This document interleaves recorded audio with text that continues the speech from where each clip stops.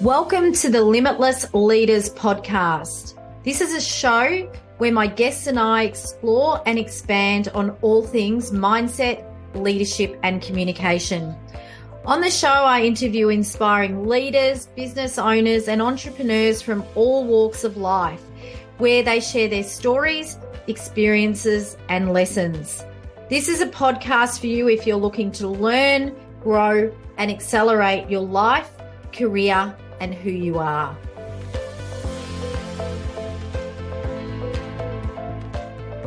Hi, and welcome to the Limitless Leaders podcast. I can't believe it's nearly the end of the year, only a few weeks to go till we hit Christmas. And today I just wanted to do a solo show on who's looking after the leader, and that's you. You don't need to be leading a team to be a leader. We're all leaders of self. And, self-leadership is what I'm referring to here. Unfortunately, it's an area that often lacks focus. It's been a big few years. We've got a lot going on. We're juggling work, we're juggling life, our social life, technology, strategy, restructures, children, just so much going on. And, all that's happening in the world as well. Australia, and you might not know this, as I'm recording this, has the highest reported rate of burnout globally. We sit at 62%, and the global average for burnout is actually 48%. So we're sitting at a very, very high rate. Burnout, I think, is in the eye of the beholder. Someone with high energy might be burnt out but not know it. Other people could be more sensitive to it. And I don't want to really label it, but today I really want to give you just some top-line strategies that you can take away, whether, you are a leader, a business owner, a uni student. Our listeners are from all over the world, and we have quite a diverse array of listeners. So there's many factors contributing to people putting themselves last. I've always had a saying, don't give the world what's left of you, give the world the best of you. And I remember, early this year especially, I was quite run down, and my husband said to me, you don't want your energy in the lost property box. And I thought that was a really good metaphor around, we don't want to give everything at work and nothing at home, or vice versa. And I really believe in integration versus balance. So we talk about life balance. It's sort of a thing that's talked about a lot. When I think of balance, I see that something has to give. Whereas if I think of integration, I think that, it's more doable. And I'll give you an example. Something I've started doing again is having a week off every quarter. So being a business owner, it is full on, it's fast paced, I'm high energy, I love it. But to have a week off, it's not too much planning and it's not too much work to come back to. So it's doable. And whether it's, going across and having a quick week in Bali, which I did a few months ago, or, a long weekend down the beach, or even staying at home, and just being. So have a think about that for you. How could you integrate some more balance so that, you're not pouring from an empty cup? There's also a bit of a phenomenon that's going on that I'm seeing around workplaces just becoming so full on that there's a focus on progress and process, which I get, but we can't forget the people. I always say focus on people before process and progress. When we do that, you're going to have what I call, a sustainable, happy and connected, high-performing organisation or business. There's less people in a lot of companies doing more. We work with leaders and teams across a plethora of industries. And I can actually say that even the industries and businesses doing really well have cut staff. So there's that whole pressure on people doing more. Another thing I'm seeing that, I'd love your thoughts on if you want to give us some feedback is remote work. I'm a big believer in it. I've always done it. but, you can get a lot more done, but you've got to be careful it's not at the expense of you working longer hours. So, you might start earlier and finish later. So make sure if you're one of those people, and I know in the Australian market, it's around most businesses are having roughly a 60-40% split, so 60% in the office and 40% working remotely. Make sure you're getting what I call bookend habits. And that's just a habit at the start of the day and the end of the day, especially when working from home. So, the start of the day for me, I get out, I go for a quick walk, a 15-minute walk, 6 o'clock in the morning. I come in and have a coffee, get ready, and go into my office or studio. And at the end of the day, I do the same thing, but I shut the office and studio door. Even if I've got to go back in later and do some writing or an interview or something, I shut the door to create that pause. I'm only working probably from my home office or studio 2 half days a week at the moment. We're back fully fledged into face-to-face, which I love. So it's just about planning around that. And when you are in the office, make sure that you are connecting. I saw something the other day that I was gobsmacked. Someone was emailing someone about something and setting up a Zoom, and that I knew they were on the other side of the same office. If you're going in, have overlap days where your team gets together, have a win Wednesday. What's going well? How did you do it? Based on my book Gift Mindset, we get people to also share their failures and mistakes. Have a Failure Friday where you can share lessons and, things that have been harder to go through, because that could be a survival guide for someone else. And it also builds connection and collaboration in your team. So, there's a lot of businesses doing what I call ad hoc wellbeing. That's, the yoga class or the muffins that turn up on a Wednesday, or sugar hit feel good remedies. That's good, but it's not sustainable. So I think it's up to you, if you're listening to this, to really bring in habits and practices to enhance communication, connection, and purpose around those around you. And this is in and out of work, as I mentioned. I really believe that energy is the new currency of leadership and being successful in and out of the workplace. And you're probably wondering, what do I mean by that? I think we need energy in 5 key areas. And we've been doing a lot of work with this around this with teams. So, your mental energy, how's that going? And your mental energy is how you feel. It's all about your intellect, your mindset, your thoughts. We all know our thoughts create our feelings and what we do or we don't do. So have a think about, even rating yourself 1 to 5 on these. When was your emotional energy the best? When did you feel energized? What were you seeing? What were you feeling? If it's not now, then it's probably not a 5 out of 5. So that's something you can have a look at.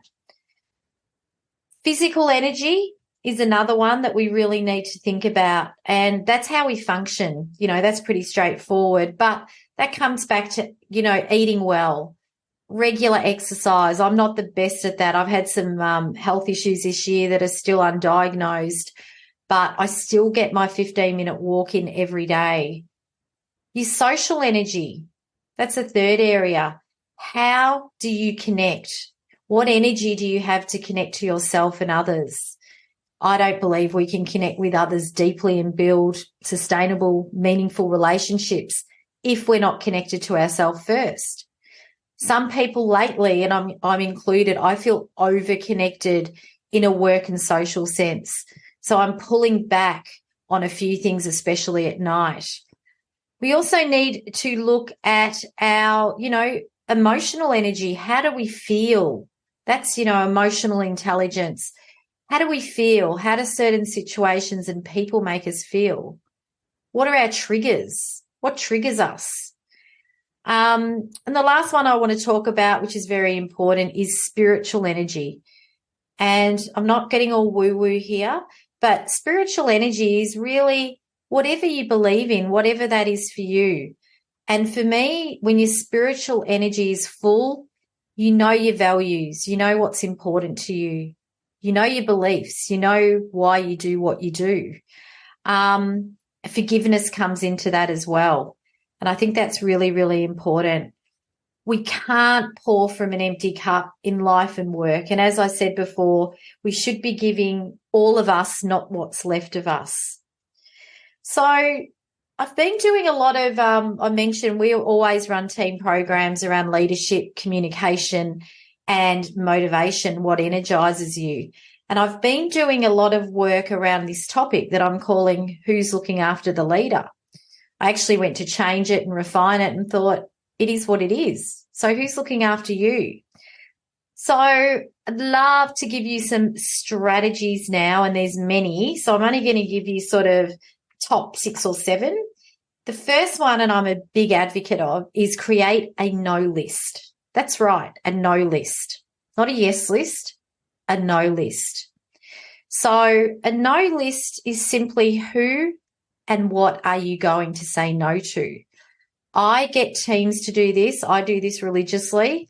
And it could be simply socially. It could be if you're just a bit of a people pleaser and you're going to everything and you feel bad if you don't turn up.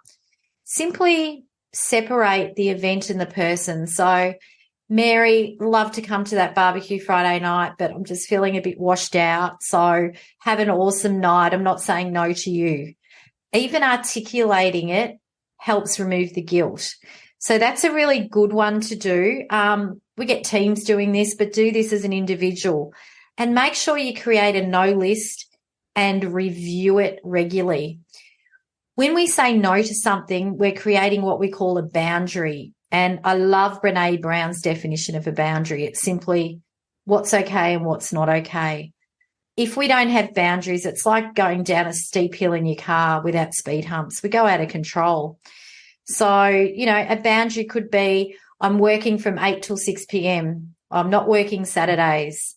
I'm not going to spend time with X for whatever reason. You don't have to tell that person, but I'm going to reduce my exposure to people that are a bit pessimistic, especially at the moment when I'm trying to bring myself back up. So start creating a no list. And just on that note, if you go to reneegiarrusso.com and you go to resources or free stuff, you can download a 90-day planner, print it out, A3, so on a big bit of card. And all these things I'm giving you give you spaces to fill this out for your next 90 days, and lots of other little tools there. The second sort of strategy that I think is really important is to nurture your support network and your mentors. I always go back to Dunbar's theory. If you haven't heard of that, Dunbar had a theory that's been backed up by a lot of other research projects and statistics, that we only actually have the bandwidth to create and sustain 150 meaningful relationships in our life at any one time. And if you're like me, you've got lots of connections, lots of friends, lots of clients, LinkedIn followers. But the simple thing to do here is just make sure you've got, we say, your board of directors. Who are the 5 key people around you that support, challenge, and nurture you? So I know for me, my mum's one of those people, my mum and stepdad. My hubby, he's a real balancer for me. He does something totally different as a vocation, so I can switch off around him. And then I have a friend that's in the corporate world that really gets what I do. And then one of my really close friends does similar to what I do, which is working in corporate spaces with leaders and teams. So she always challenges me. So make sure you've got the right network and mentors around you, and make sure that you're open to changing those. If you think of a board in a business or a senior leadership team, it's forever changing. We need people that offer diversity of thoughts and ideas and who challenge and nurture us. If you've got a coach or mentor, and I strongly suggest you have one, whether they're paid or not, make sure that you're open and honest with them and they're challenging you. They're not just saying you're amazing, tick, because that's not going to help grow you. I mentioned creating boundaries, and I think really look at digital boundaries. So that's all around, reducing screen time. Sundays, I never have my phone with me. At night, I leave my phone downstairs, so my alarm goes off downstairs. Just having a bit of a cyber cleanse. You can create boundaries around physical things, such as where you work and your surroundings, exercise, and emotional boundaries. A lot of people don't sort of think about that. But again, that's eliminating people and situations that drain you. I call them energy vampires, who is sucking your energy. And just make sure when you create boundaries, you let people know that are close to you, because it can help you remain accountable and take ownership, but it's also good to have some support. So, I've just talked about creating your no list, nurturing your support network, and creating boundaries. I want to talk to you about something really close to my heart, and that's practicing gratitude. So gratitude is one of the 12 gifts, or one of the 12 soft skills we can deepen, that I talk about in my book, Gift Mindset. Gratitude helps us to focus on what we do have opposed to what we don't have. So when you're feeling a bit flat, bit depleted of energy, it's easy to awfulize. And people that know me know I make words up. It's not a real word, but we can go on this downward spiral. So a really, really good thing to do is to journal, whatever works for you. I wake up simply and always just sit there for a minute and think about what I'm grateful for. My health, that I get to do work I love, that I have a roof over my head. When you do this, it helps you put things into perspective. And if you're interested in more on this, you can go to reneegiarrusso.com, my website, go to resources, blogs, and there's an article there called Gratitude, the Untapped Currency for Workplace Retention. So think about what you're grateful for. If you've got a team or a business, kick off your meetings, your workshops, your catch up with who and what are you grateful for. People will say something they wouldn't normally say, which is amazing. People feel important, and recognized. And above that, even more so, it gets people in a forward-thinking mindset for that meeting. 3 more to go. Do what lights you up. That is my mantra. That will be what I call my deathbed mantra, and hopefully that's a long time away. But do what lights you up. Know the things that energize you. So think about your life and go, what are the things that really, really excite me at work and out of work, and bring more of that in. There's a lot of research showing that if we do the things that energize us and put a pep in our step early in the week, it can set the tone for the whole week. So have a think about, in a work sense, what are you doing most Monday mornings? If you're lit up by being out with people and you're working from home, if you've got customers or meetings, get out or work in the office on a Monday. Really important. Delegate what you like doing. And I'm bringing this up because a lot of us hold on to things that we should let go of. And we tend to delegate things, that come across us that we don't like.